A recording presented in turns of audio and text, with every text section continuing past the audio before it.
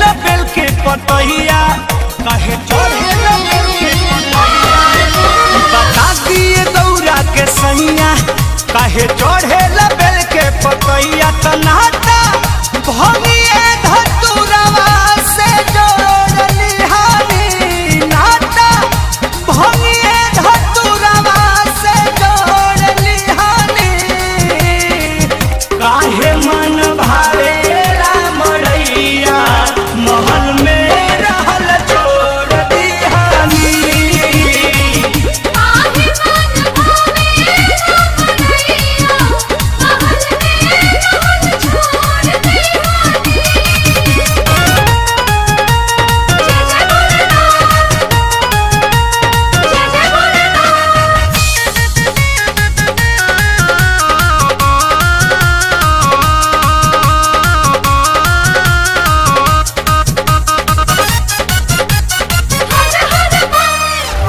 जुएला पलानी पानी बरसेला सावन के सोनवा के लंका रउआ दे दिहनी रावण के दे दिहनी रावण के जुएला पलानी पानी बरसेला सावन के सोनवा के महल रउआ दे देनी रावण के झूठे देवी देवता के बिटोर लिहानी झूठे देवी देवता के बिटोर लिहानी काहे मन भारेला मड़ैया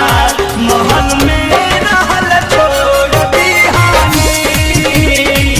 काहे मन भारेला मड़ैया महल में रहल छोड़ दिहानी।